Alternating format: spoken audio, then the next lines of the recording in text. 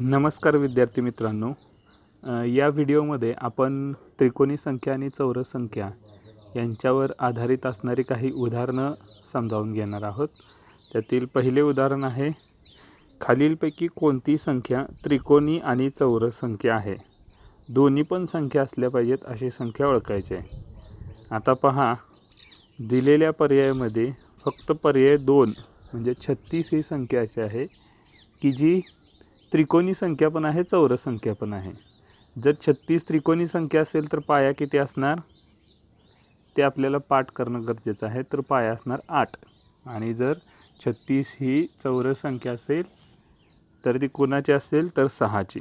आपल्याला 1 ते 30 पर्यंतच्या सर्व संख्यांचे त्रिकोणी संख्या आणि चौरस संख्या पाठ करण्यास सांगितलेले आहेत. पर्याय 2. प्रश्न दुसरा आहे, खालीलपैकी कोणती संख्या चौरस संख्या नाही असं विचारलेलं आहे.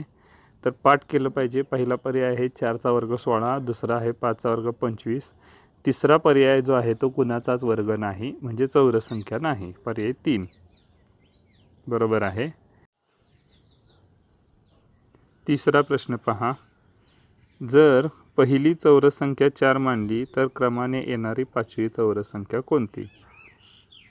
बघा, पहिली संख्या दिलेली आहे आणि 5वी संख्या विचारलेली आहे. पहिली चौरस संख्या किती दिलेली आहे तर 4 दिलेली आहे आणि 5वी विचारलेली आहे. 4 हा कुणाचा वर्ग आहे? बरोबर आहे, तर 2चा वर्ग 4 आहे. तर मग 4 नंतर येणारी 5वी संख्या विचारलेली आहे म्हणजे 2 नंतर 3, 4, 5 आणि 6. 6चा वर्ग आपल्याला 36 म्हणजे 36 हे उत्तर येणार. 4 नंतर दुसरी आहे, 4 ही पहिली आहे त्यामुळे दुसरी 9, त्यानंतर 4चा वर्ग 16, 5चा वर्ग 25. पहिली, दुसरी, तिसरी, चौथी आणि ही 5वी संख्या म्हणजे 36 येते उत्तर. बरोबर आहे. तर लक्षात घ्या, इथं जर तुम्ही पाया 2 काढलात आणि 2 मध्ये 5 मिळून 7 घेतलं तर 7चा वर्ग 49 येईल, ते उत्तर चुकेल. त्यामुळे 5वी विचारले म्हणून 5 मिळवणं हे चुकीचं आहे. पहिली संख्या दिलेली आहे त्यामुळे 4 मिळवणं गरजेचं आहे. पुढचा प्रश्न पहा, जर पहिली त्रिकोणी संख्या 3 मानली तर क्रमाने येणाऱ्या 5व्या त्रिकोणी संख्येची दुप्पट किती? आत्तासारखाच प्रश्न आहे. पहिली संख्या दिलेली आहे त्रिकोणी संख्या 3 म्हणजे 3चा पाया किती आहे तर 2. तर यानंतर येणारी 5वी संख्या शोधली पाहिजे आणि त्याची दुप्पट करायची आहे आपल्याला. 5व्या त्रिकोणी संख्येची दुप्पट. 2 नंतर 3, 4, 5, 6. 6 पाया घेऊन त्रिकोणी संख्या काढायची आहे.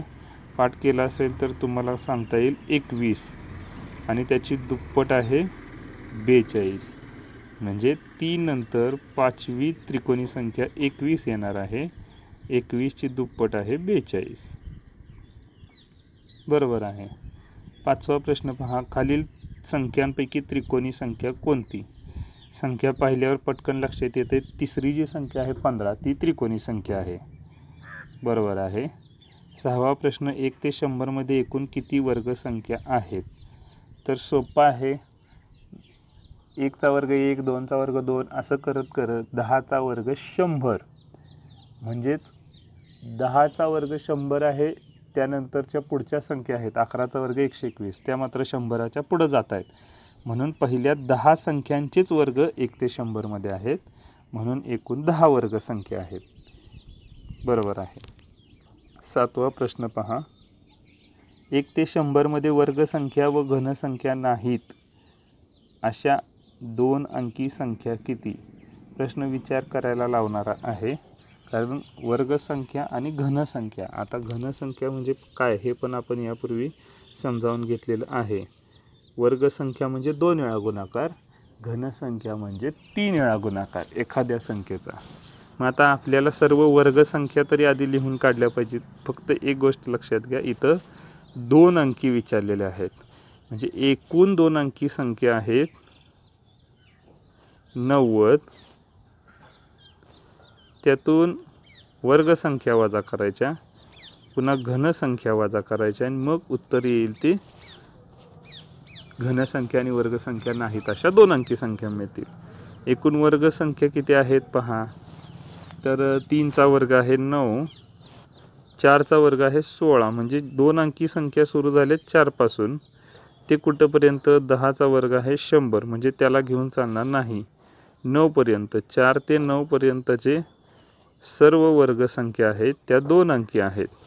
म्हणजे 4 ते 9 किती झाले, तर पहिले 3 सोडून द्या, शेवटचं 1 सोडून द्या. 10 मधून एकूण 4 जण सोडून दिली तर राहिली 6 जण. म्हणजे 6 या कसल्या संख्या आहेत, वर्ग संख्या आहेत. आता घनसंख्या. तर घनसंख्या देखील आपल्याला माहीत आहेत का पहा. 1चा घन 1, 2चा घन 8, म्हणजे ह्या 1 अंकी संख्या आहे त्यांचा विचार करून चालणार नाही. आता 3चा घन करून पाहूया. 3चा घन आहे 27. अशा पद्धतीनं आपण 4चा घन आहे 64, 5चा घन आहे 125. हे 3 अंकीमध्ये गेलं, म्हणजे ह्या संख्या धरून चालणार नाहीत. राहिल्या 2च. त्यातील ही 64 ही वर्गसंख्येमध्ये आपण घेतलेलं आहे. 8चा वर्ग असतो 64, म्हणजे ही संख्या 2 वेळा धरून चालणार नाही. म्हणजे घनसंख्येमध्ये 1च धरलं पाहिजे, कारण 64ला घेऊन चालणार नाही. अशा एकूण 7 संख्या 90मधून वजा केल्यास उत्तर येईल 83. एकूण 83 अशा संख्या आहेत की ज्या वर्ग पण नाहीत आणि घन पण नाहीत. चेक करूया. उत्तर दिलेलं आहे 82. तर या ठिकाणी 64 ही संख्या 2 वेळा पकडल्यामुळे उत्तर 82 आले. पण प्रत्यक्षात 64 ही वर्ग संख्या पण आहे, घनसंख्या पण आहे. तिला एकदाच पकडणं गरजेचं आहे. म्हणजे एकूण 8 संख्या येणार नाहीत, एकूण 7च संख्या अशा आहेत की ज्या वर्ग किंवा घनसंख्या आहेत. त्यामुळे उत्तर 83 येणार. 8वा प्रश्न आहे 78 ही या त्रिकोणी संख्येचा पाया किती. बघा उलटा प्रश्न आहे. जर तुम्हाला 78 पाया घेऊन त्रिकोणी संख्या विचारली असती तर तुम्ही काय केलं असतं, 78 गुणिले 79 भागिले 2 त्रिकोणी संख्येचं हे सूत्र आहे. परंतु आपल्याला 78 ही त्रिकोणी संख्या दिलेली आहे आणि त्याचा पाया शोधायचा आहे. तर यासाठी काय करायचं, सुरुवातीला आपल्या सूत्रामध्ये आपण काय काय केलं होतं, 78 गुणिले 79 भागिले 2 ही त्रिकोणी संख्येचा आपण विचार केला होता सूत्राचा. परंतु इथं उत्तर ऑलरेडी दिलेलं आहे आणि त्याच्यावरून तुम्हाला पाया काढायचा आहे. मग भागिले 2 केले तर इथं गुणिले 2 करायचं, उलटं सूत्र वापरायचं. तर 78ची दुप्पट किती येणार, तर सुरुवातीला मी 80ची दुप्पट 160 करतो. त्यात इथले 2 आणि 2 4 कमी केले तर 156 आलं. 156 पेक्षा लहान जवळची वर्गसंख्या, कारण बघा 78 गुणिले 79 म्हणजे जवळपास 78 गुणिले 78 याचा गुणाकाराच्या जवळचंच ते उत्तर असणार आहे. हे तरी लक्षात येतंय. म्हणजे ही संख्या आहे ती अशा पद्धतीच्या सलग 2 संख्यांचा गुणाकार असणार आहे. मग त्यासाठी आपण काय करू, जवळची वर्गसंख्या शोधूया.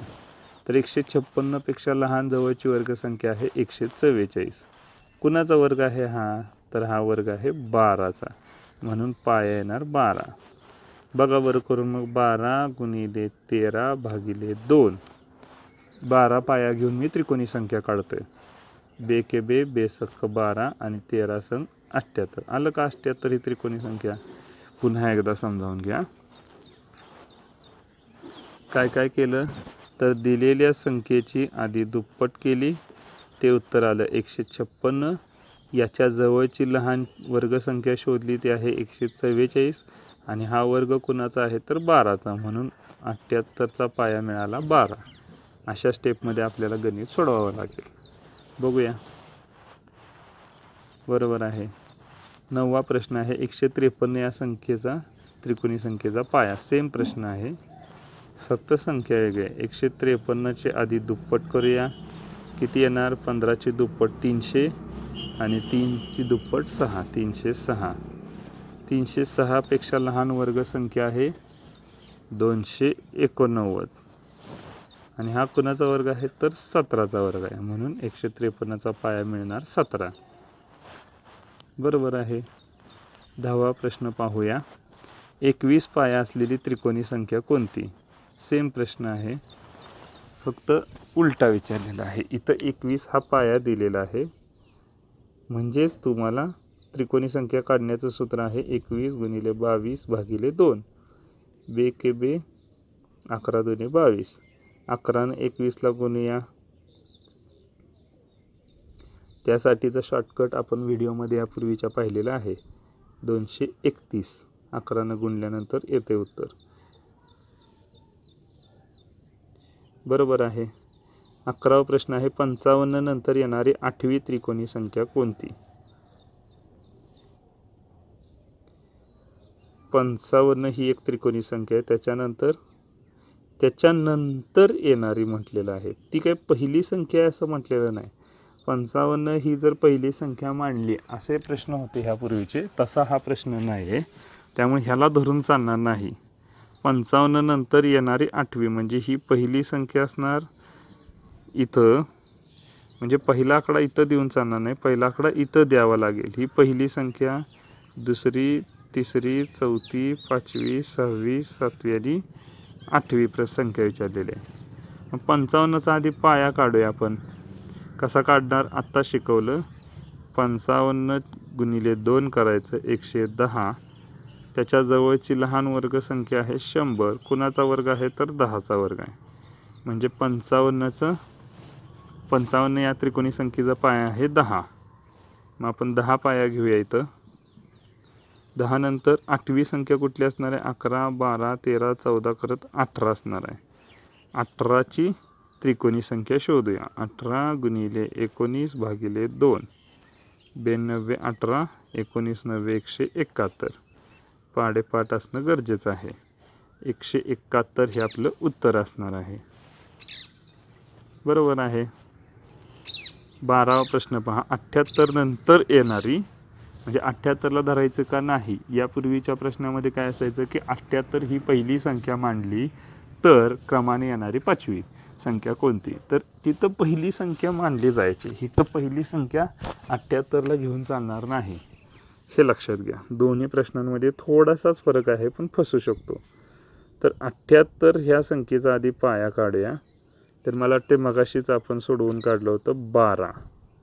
12 पाया असताना 78 त्रिकोणी संख्या असते.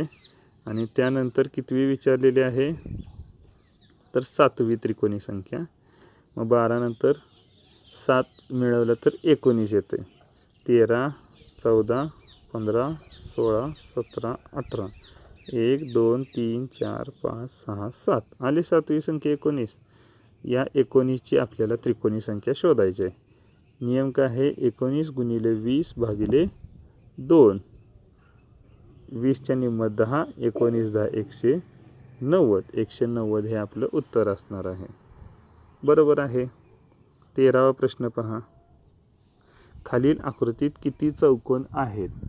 तर अशा प्रश्नांमध्ये सुद्धा आपण त्रिकोणी संख्येचा शॉर्टकट वापरू शकतो. काय करायचं? चौकोन सांगितलेले आहेत, त्यामुळे काय करायचे, सरळ त्या प्रत्येक चौकोनांमध्ये आकडे टाकून घ्यायचे. 1, 2, 3, 4, 5. 5 चौकोन आहेत लहान लहान. त्याच्यावरून आपण सर्व चौकोन मोजू शकतो. बघा मी काय काय करतोय. 1, 2, 3, 4 आणि 5. 1, 2, 3, 4, 5 हे झाले लहान. त्यानंतर 2 2चं घेतलं तर 6, 7, 8, 9. लहान लहान 5 आहेत. 2 2चे एकेकाचे 5 आहेत. 2 2 घेऊन केलं तर 4 आहेत. आता 3 3 घेऊन करूया. हा पण एक चौकोनच आहे. पहा 1, 2 आणि 3. 3 3चे 3 सापडले. 4 4चे घेऊन पाहूया.